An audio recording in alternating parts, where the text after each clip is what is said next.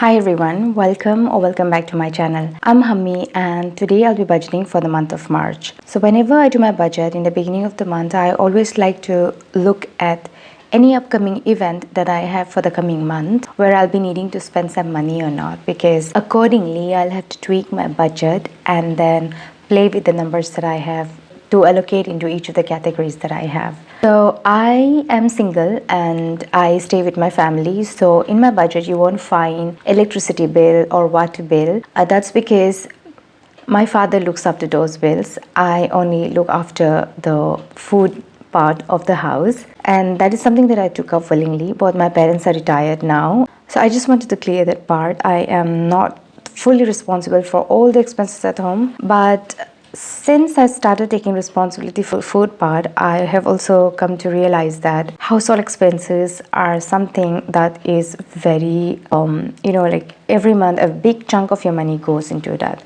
Now coming to the events that I have for the month of March, there is a festival that's coming up on the 7th, and I know that there will be expenses involved. So for my food and groceries and also for my ration category, for this month I will be increasing the amount that I'm putting into that so that I can cover the expenses of the festivities, because when that happens there will be people coming to the house and food expenses is going to go up, and I want to be ready for that. And then there are two birthdays. One is for my sister and one is for my friend. So my friend does not celebrate birthdays. I don't think I'm going to spend anything on him, but I don't know. I've not decided yet, but I want to be ready. And then for my sister, usually I give her money during her birthday, but this time I'm thinking of something else. I will talk to her, and then if she wants something, I'll just give her the cash, and if not, if she is very vague about what she wants, then I'm planning to give her something, and I'm not going to disclose it because I know that she watches my videos. So these are the three expenses that I need to take care of for the month of March. So now coming to my budget, there is a little bit of change as well when it comes to the budget that I have for this month, and that's because I got a raise. So the amount has been increased to 33,810 rupees. And from my private practice, I usually give myself a fixed salary, and I used to give myself 43,000, but from this month on I have decided to pay myself 42,000 just because I already have a raise and I did not want to increase the monthly budget that I have. 32,200 plus 43,000, the monthly budget used to be 75,200 rupees, but now the monthly budget will be 33,810 plus 42,000, that is 75,810 rupees. So this is not much of a difference. It used to be 75,200. So now I just gave myself 610 rupees or more. I want to stay within this, and that's why I've just kept it like this. Now coming to my first category, that's my savings and investment category. Every month I allocate 10% of the amount that I'm budgeting with. So this month it's 7580 rupees, and I always allocate 1,000 into my emergency fund. SIP 1 always gets 1,210. This is for this year, and I'll be increasing it by 10% next year. And in SIP 2, this time it's getting 1,100. I'm left with 4370, which will go into my PPF. So this is a total of 7,580, which is 10% of the total budget. And then my second category is my fixed costs and utilities.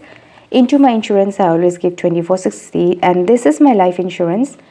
I pay this every 6 months. So this money, I just keep it in my bank account and then I let it stay there, and when it's time to pay my premium, I just pay from there. And then for my siblings fund, I always pay 1,000 rupees here as well. Room rent is 3,500, like always, no change. A personal loan is 15,000. This gets deducted automatically. And for my LIC loan, I'm allocating 2,000 rupees. So for ration, this month I'm giving 5,000. I usually give myself 4,000 rupees, but because of the festivities, I have decided to give myself 1,000 more so that I have more room to work with. And then for my subscription, this month I'm giving myself 1,200. This is for Tata Sky and the Wi-Fi connection. All the rest of my subscription, I've stopped that for some time. I want to take a pause because I've realized that I don't use it. And then paying monthly for things that I'm not using, I find that to be useless, and when I feel like I need to use them again, then I will recharge that again. So for petrol this month I am giving myself 3200, and then for my hair I'm giving myself 400 rupees. The hairdresser, she charges me 400 and I know how much she's taking, and that's why I'm only allocating the amount that I know that she'll be charging me. For food and groceries this month I'm giving myself 8000 rupees.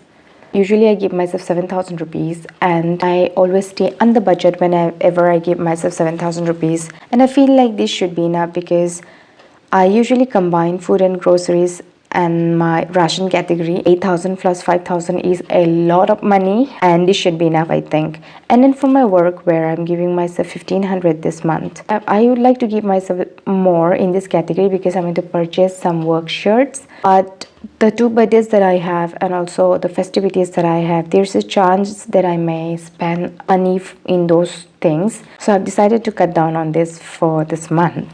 This total adds up to 43,260 rupees, and this is 57% of the total budget. Now coming to my sinking funds category, and this is where I'll be allocating the minimum. For my car maintenance, I've decided to give only 500 rupees because I do not have any upcoming servicing or anything. The routine car servicing was done in the month of February. I do have money in my sinking fund. I'll be adding this 500 there, and I feel like that's enough. For my health and medical category, here I'm giving myself 1,000 rupees because I have routine blood tests and everything. So no matter how much money I put into this category, I always feel like it's less. I feel like I need to put more. And for my pets category as well, I'm only putting 500 here this month. Both of the dogs, they have been vaccinated, and this month there is none that needs to be vaccinated, so this should do. I have around 2,500 there, so if I add this, it will be 3,000 in my pets sinking fund. And then for my vacation, I'm allocating 1,000 rupees. I do not know when I'm going on a vacation or anything, but I want to keep building this so that whenever I feel like I want to leave now or I want to go somewhere, I do not have to think much. So this totals up to 3,000 rupees, and this is 4% of the total budget. So then now I'm left with 21,970 rupees that I'll allocate into my guilt-free spending, and that is 29% of my total budget.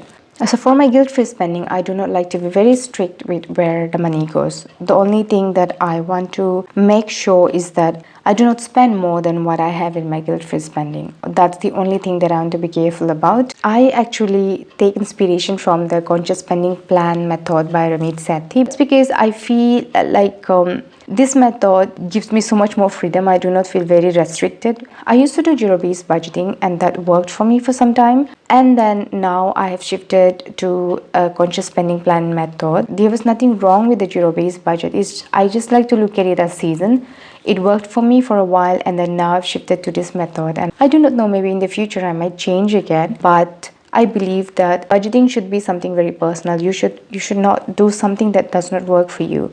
Right now, this method works for me a lot. And this money that you see that I budgeted for the month, I look at it as my living expenses because I do make more than this. Whatever extra that I have after I budgeted this and after I put back money into my business, whatever amount that I have remaining, I put that into my goals. The goal that I'm working on right now is to pay off my LIC loan and then to fully fund the construction fund money that I took from my business, and also I am furnishing my room. So this is how I'm planning to spend my money in the month of March. Thank you so much if you're still here watching. I appreciate you so much. I hope to see you soon again. Until then, take care and bye-bye.